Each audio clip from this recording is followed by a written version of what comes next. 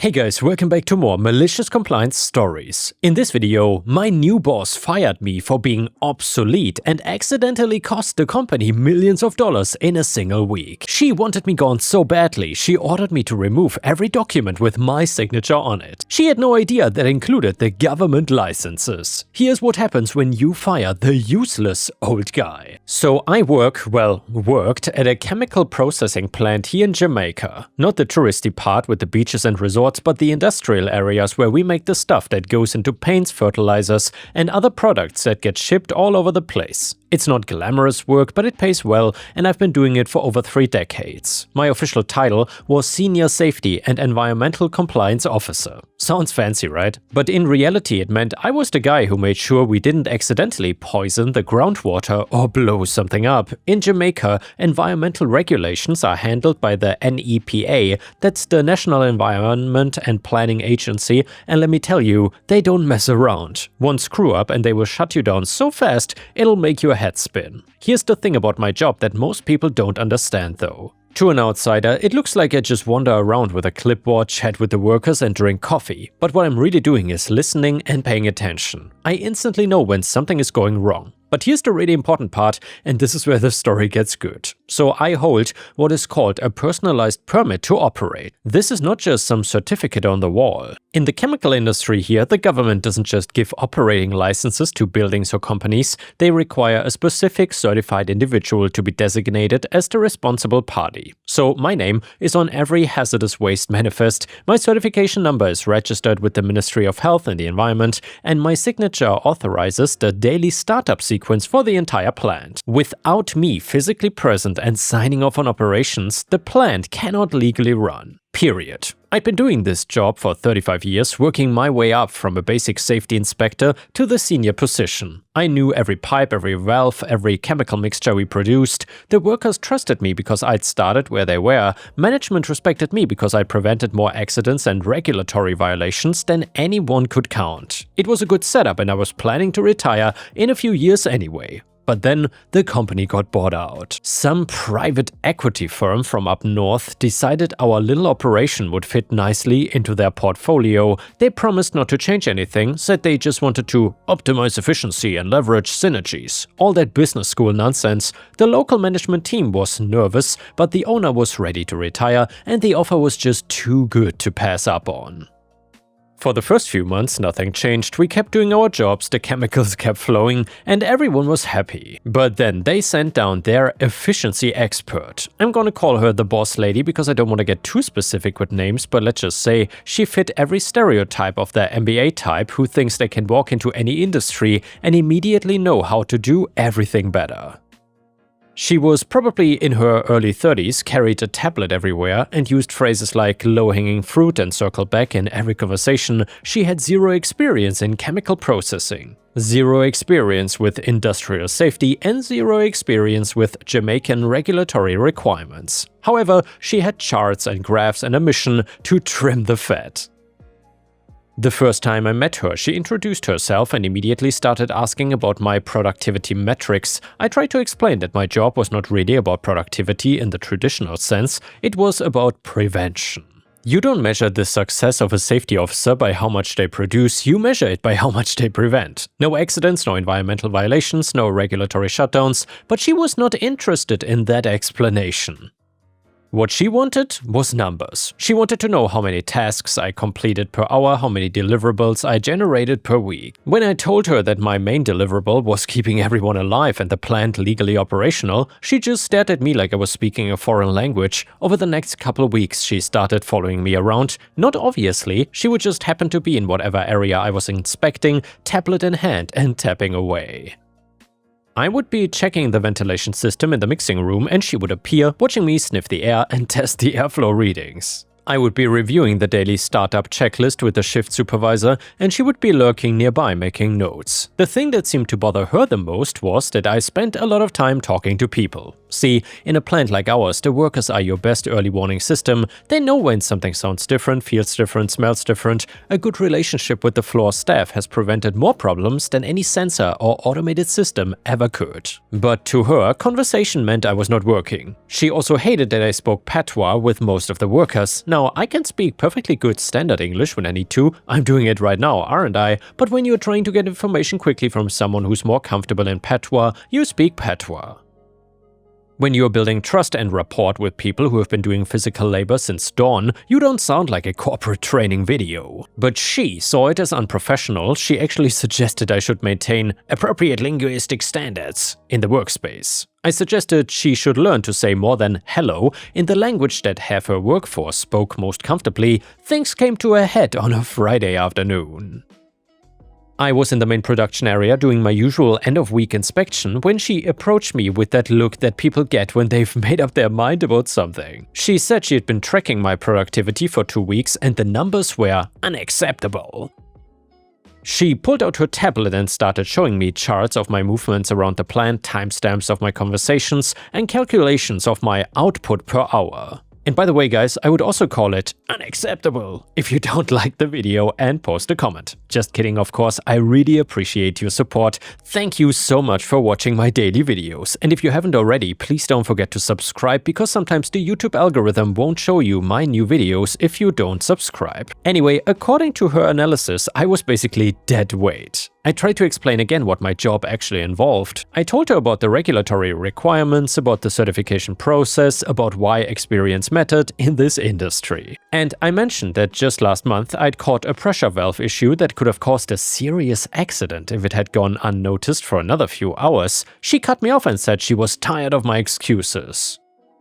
According to her, I was resisting change because I was old and senile and couldn't adapt to modern management practices. She said the company needed agile, data-driven solutions, not dinosaurs who think their gut feelings matter more than hard data. And then she dropped the bomb on me. She was actually firing me effective immediately. She wanted me to pack up my stuff and get out. She was particularly emphatic about the paperwork. She wanted every scrap of paper, every file, every document that had my name on it removed from the premises. She said she did not want any trace of my obsolete methods cluttering up her workspace. Now here's where I probably should have tried harder to explain the legal situation to her. A smarter person might have insisted on a meeting with upper management or demanded to speak with someone who understood the regulatory requirements, but honestly, I was just tired of being treated like an idiot and tired of having to justify my existence to someone who clearly had no interest in understanding what I actually did. So instead,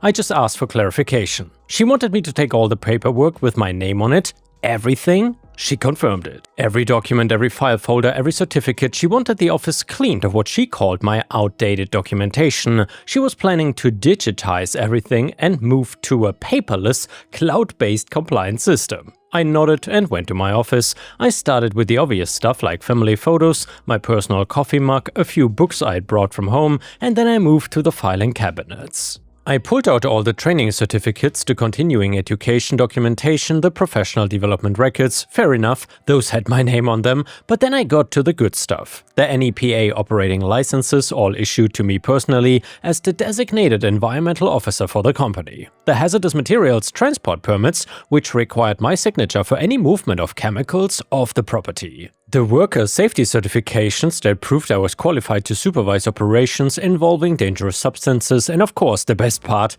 the master site authorization. This was the big one, the document that actually allowed the plant to operate. It was not issued to the company generically, it was issued to the company under the supervision of a specific certified individual, which was me.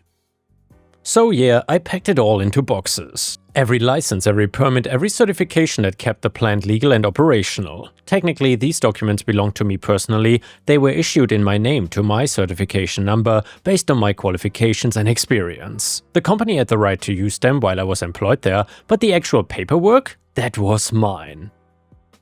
I was almost finished packing when 3 of my colleagues showed up at my office. The chief chemist had been there for 20 years and knew every formula we produced, the floor supervisor had 25 years of experience and could run any piece of equipment in the plant blindfolded, the union representative was sharp as a tack and knew every regulation and worker protection law in the books. They wanted to know what was happening here. Word had gotten around that I was cleaning out my office and people were starting to worry, so I explained the situation. New boss thought I was dead weight, fired me for being old and senile, and wanted all my paperwork gone so she could modernize the operation. The chief chemist went pale. He understood immediately what I was taking with me.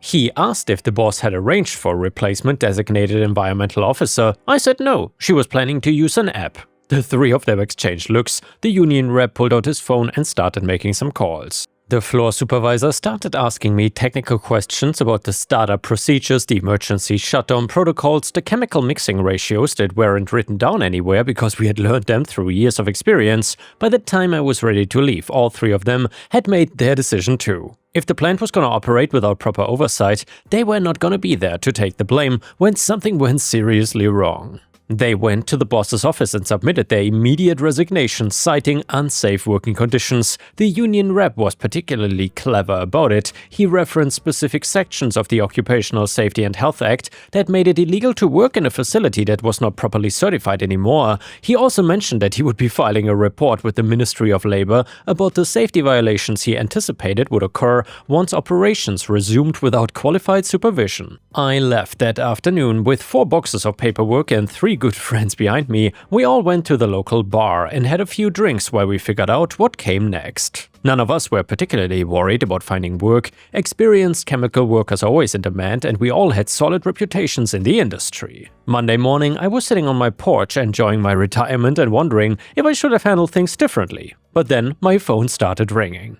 The first call was from someone at the plant asking about the startup procedures. Apparently, the automated systems were locked out and requiring authorization codes that only I knew. I politely explained that I no longer worked there and suggested they just contact their new compliance officer. The second call was from the boss lady herself, though her tone was very different from Friday afternoon. She was asking if I could come in just for a few hours to help with some technical difficulties. I reminded her that she had fired me for being old and senile, so I probably was not the right person to help with technical issues.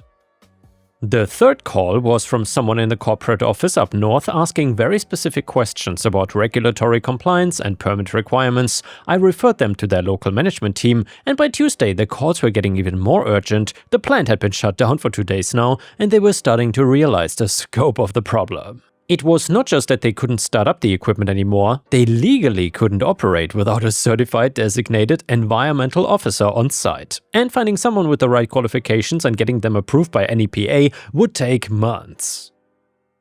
The boss lady called again, this time offering to hire me back as a consultant, but I declined, pointing out that she had made it clear my methods were obsolete and she preferred modern solutions. Wednesday morning brought the best call of all. The CEO of the parent company calling from his office up north. He was very polite, very apologetic, and very interested in resolving the situation quickly. He explained that they were losing about $400,000 per day in lost production. They had missed a major delivery deadline, triggering penalty clauses worth over $1 million.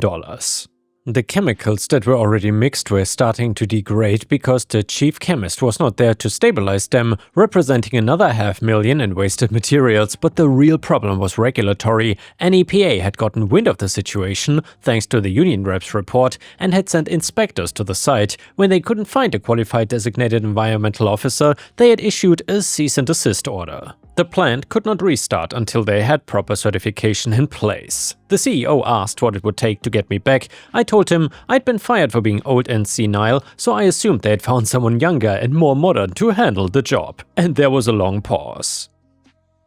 Then he told me that my former boss was no longer with the company, having been escorted out by security that morning. He offered me my job back at a 20% raise. I accepted, but with conditions. I wanted the chief chemist, the floor supervisor, and the union rep back too, all at higher pay grades. I wanted a written policy that safety and regulatory compliance decisions required input from certified personnel. He agreed to everything, and when I returned to work later, it was like nothing had changed, except for the new respect everyone seemed to have for the paperwork in my office. The new interim manager, someone with actual industry experience, made a point of introducing himself and asking for a detailed briefing on regulatory requirements. The plant restarted that Tuesday, and the total cost of the boss lady's efficiency improvement was just over $4 million.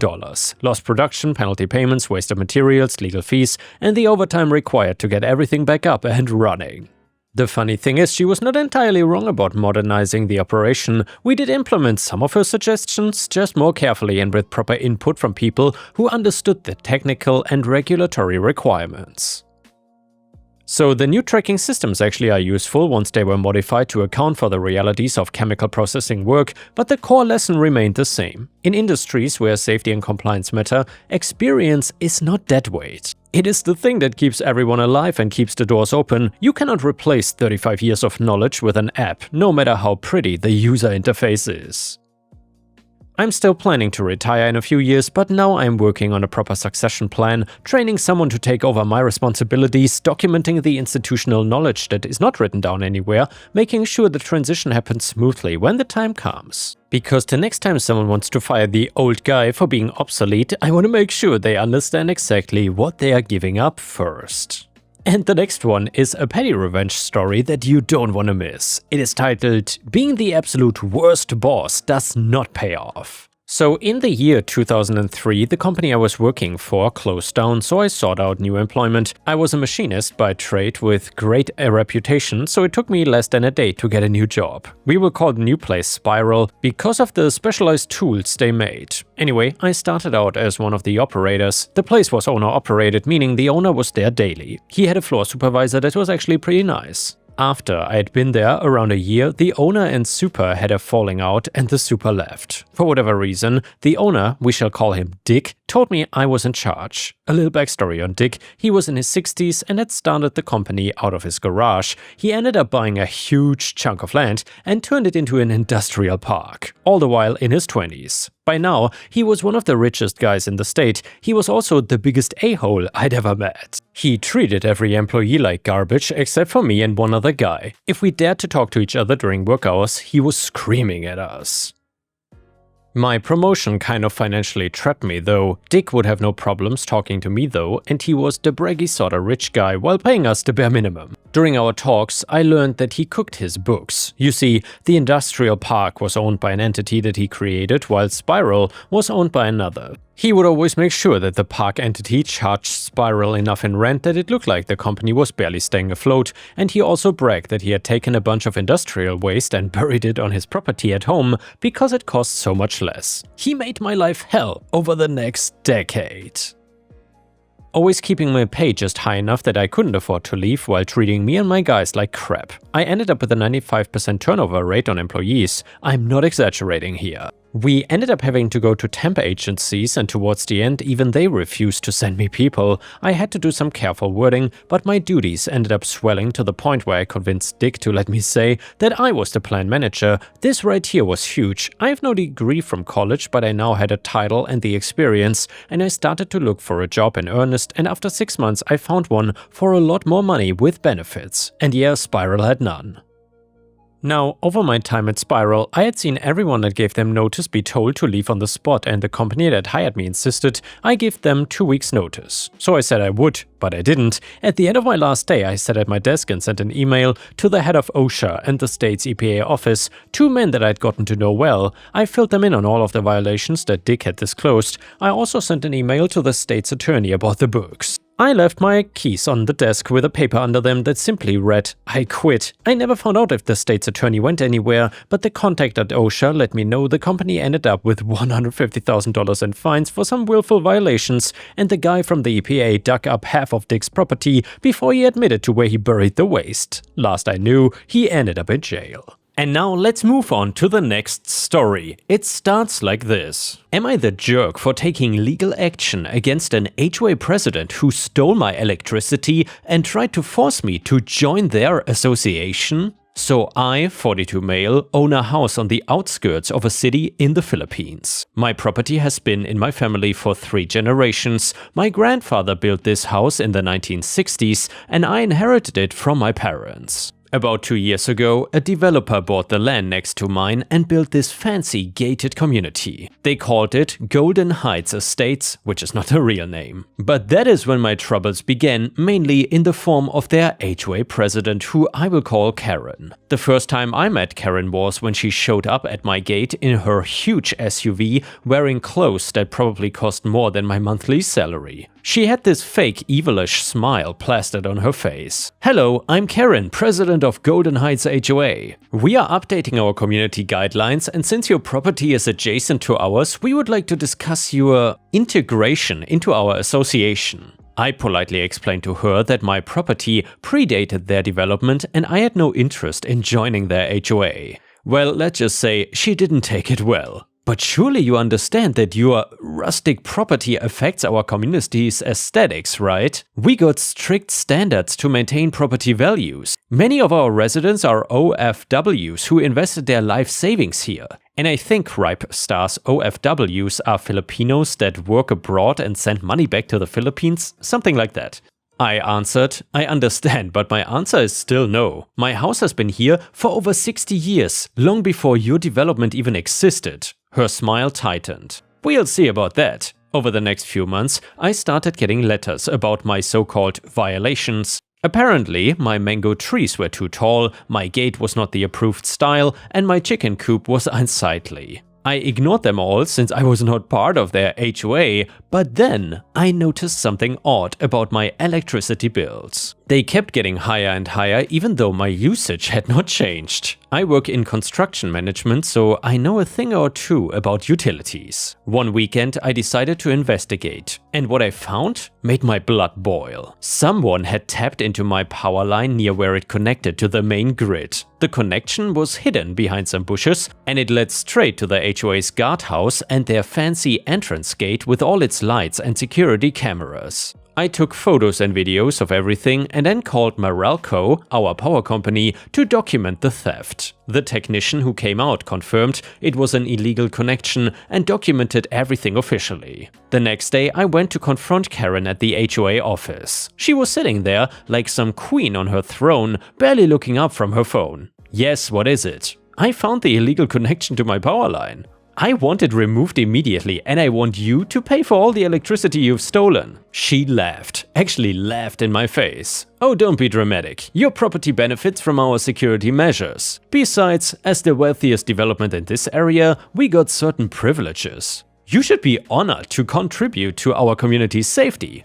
I said, "Well, that's not how any of this works. What you're doing is theft." She leaned forward, her fake smile gone. "Listen here. Do you know who my husband is? Do you know who our residents are? We are not some squatters you can push around. You either cooperate with us or things will become very difficult for you." I reported the theft to the police, but Karen somehow managed to get the investigation stalled. And that is when I decided to take matters into my own hands. I hired contractors to build a tall concrete fence around my entire property and installed a heavy-duty gate with a proper lock.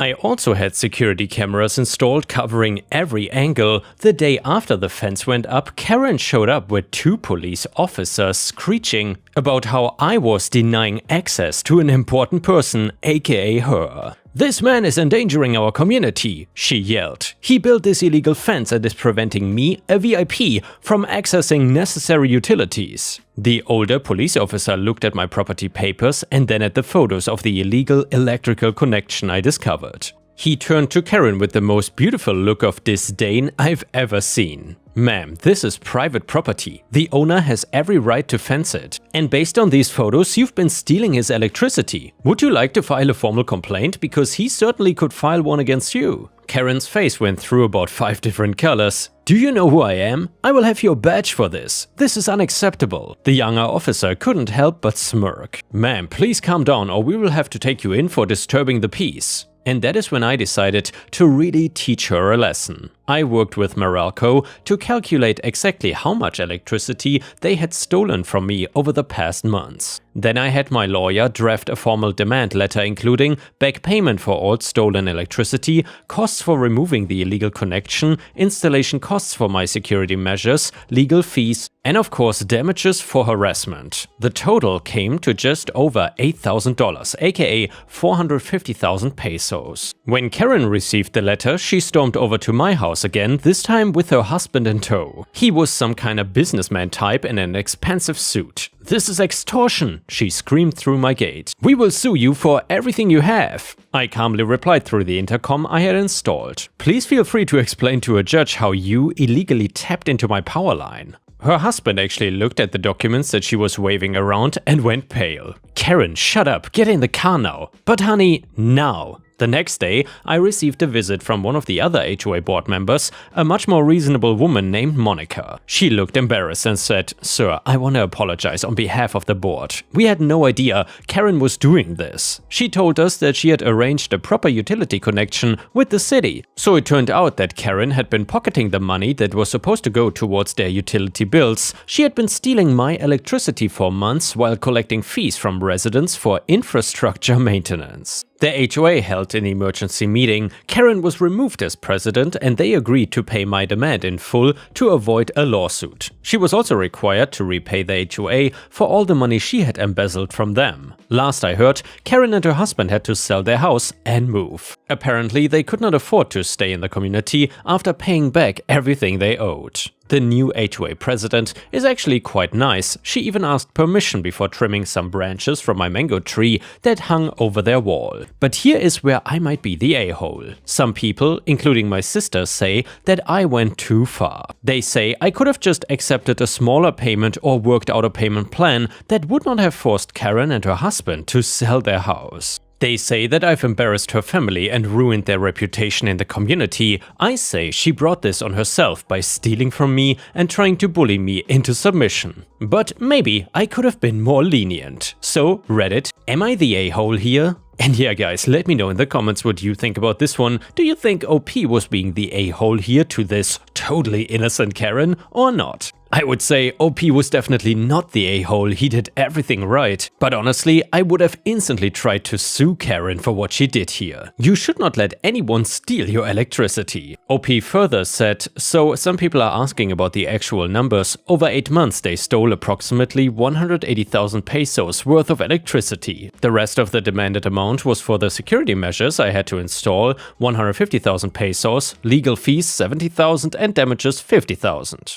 And now a comment from Reddit that read, "NTA, she stole from you, tried to intimidate you when caught and then played the victim. She faced the consequences of her own actions, don't feel bad about it for a second." Another comment said, "NTA, let me get this straight. She illegally tapped your power, tried to force you into their HOA, threatened you with her connections and then acted surprised when there were consequences? The audacity of some people is amazing." And another person said, "This is like a classic HOA president power trip but taken to a criminal level. She didn't just try to enforce petty rules, she committed actual theft and fraud against both you and her own HOA members. You did the whole community a favor by exposing her." Update to the story. Hey everyone, a lot has happened since my last post 6 months ago, and since many people have been messaging me asking for updates, I figured I should share how this all played out. First off, thank you all for your supportive comments. You helped me stay firm when people were pressuring me to be more understanding about the situation. And by the way guys, how can you be understanding when someone is stealing your electricity? There's nothing to be understanding about there. Anyway, you were right, theft is theft no matter who does it or why. So here's what happened after my last post. Remember how Karen and her husband had to sell their house? Well, apparently they did not go quietly. About a week after they moved out, I got served with a lawsuit. Karen was suing me for emotional distress and damage to reputation, claiming I had deliberately set out to humiliate her and destroy her standing in the community. The lawsuit was honestly ridiculous. She wanted 2 million pesos, $36,000 in damages, claiming that my excessive and punitive demands had forced them to sell their house at a loss and move to a less prestigious neighborhood. She even tried to argue that the illegal electrical connection was actually a verbal agreement we had made and that I had maliciously changed my story to destroy her reputation. I immediately called my lawyer, Anna, who had handled the original case. When she read the lawsuit, she actually laughed. "This is perfect," she said. She just opened the door for us to file a countersuit and bring up everything she did. Anna explained that by filing this lawsuit, Karen had basically given us the opportunity to get everything on official court record. We filed a countersuit for defamation. She had been spreading lies about me in the community, harassment, all those fake HOA violation letters, additional damages for the continued stress and legal fees. And here's the kicker, we included a criminal complaint for the utility theft. "But I thought we had settled that with the payment," I asked Anna. "The HOA settled the civil damages," she explained, "but utility theft is still a crime. By filing this lawsuit, she is basically admitting that she did it. She's just trying to justify it. That is exactly what we need." The day of the first hearing was interesting. Karen showed up with a new lawyer, not looking quite as polished as she used to. Her designer clothes were gone, replaced with a simple business suit. Her husband was not with her this time. Her lawyer tried to argue that I had explicitly agreed to share utilities by not immediately noticing the connection. Anna shut that down fast by presenting the original Meralco documentation, showing the connection was deliberately hidden. Then we presented our evidence, photos and videos of the illegal connection, the Meralco technician's report, security camera footage of Karen directing workers to install the connection, and copies of all the threatening letters she had sent. Also recordings of her threats, thank goodness for security cameras with audio, bank records showing the spike in my electricity bills, and testimonies from HOA members about her embezzlement. The judge was not amused by this. "Sir, your client is attempting to sue someone for exposing her own criminal behavior. Are you sure you want to continue with this line of argument?" Her lawyer asked for a brief recess. When we came back, they tried to withdraw the lawsuit, but Anna objected. "Your Honor, we would like to proceed with our countersuit. My client has been subjected to months of harassment and financial damage, and now this frivolous lawsuit has caused additional stress and expense." The judge agreed. That is when Karen's lawyer really started sweating. Over the next few weeks, more details came out. The real breakthrough came when Monica, the reasonable HOA board member I mentioned before, came forward with more evidence. She had documentation showing that Karen had been running various scams within the HOA, for example, collecting special assessments for improvements that never happened, hiring her friends' companies for overpriced maintenance work, using HOA funds for personal expenses. During one hearing, Karen completely lost it. She started screaming in the courtroom about how everyone was against her, how she was the victim, and how we were all just jealous of her success. The judge had to threaten her with contempt of court to get her to calm down. Her lawyer tried to negotiate a settlement, but Anna advised me to push forward. "She tried to destroy your reputation with this lawsuit," she said. "Let's make sure there's an official record of everything she did." The judge's final ruling was even better than we could have hoped for. So Karen's original lawsuit was dismissed with prejudice. She was ordered to pay all my legal fees for both cases, and the court awarded me 1.5 million pesos in damages for harassment and defamation. After the ruling, Karen's husband finally showed up to serve her with divorce papers. It turns out this whole lawsuit was the last straw for him. He'd had no idea that she was filing it and only found out when his own lawyer, who he had consulted about their declining finances, saw the court records. The divorce filing revealed that Karen had been lying to him about their finances for years. The money she had embezzled from the HOA, well, that was just the tip of the iceberg. She had taken out loans in his name, maxed out credit cards he didn't know about, and basically created a financial house of cards that was now collapsing. Last week, I received the first payment from the court judgment. Karen's husband's lawyer contacted me to arrange a payment plan for the rest. Apparently, he is legally liable for half of it since they were married when all this happened. He actually apologized to me in person, saying he should have paid more attention to what she was doing. As for the HOA, they have completely reorganized since then. Monica is the new president and they have implemented strict financial controls to prevent anything like this from happening again.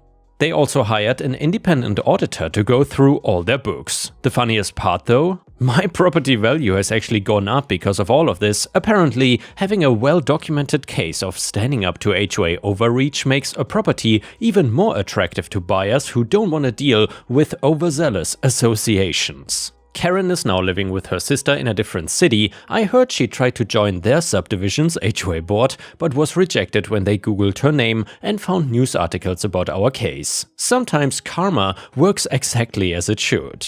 And the next one is a petty revenge story, which is titled "Boss Said I Would Not Last." So to make a long story short, the boss of another department was making wisecracks about me during my first week. 1 or 2 is alright, but if I'm not entertained by it, why continue the banter? Anyway, he is super OCD and had the same parking space for the last 8 years. That is when this building opened. And for the last 5 weeks, I've been showing up just early enough to take that parking space every day. And slowly, his demeanor shifted from a snarky and sarcastic one to something noticeably more respectful. But I don't think I care. He showed his hand, I kind of just ignore him at this point, but the parking space is a habit now. Also, I've been here 6 weeks and they've already throwing me a promotion, must be doing something right. Edit, I am a victim of my own pride. And then someone said in the comments, 6 more weeks and you will be his boss. And yeah guys, thank you for watching, I will see you again tomorrow.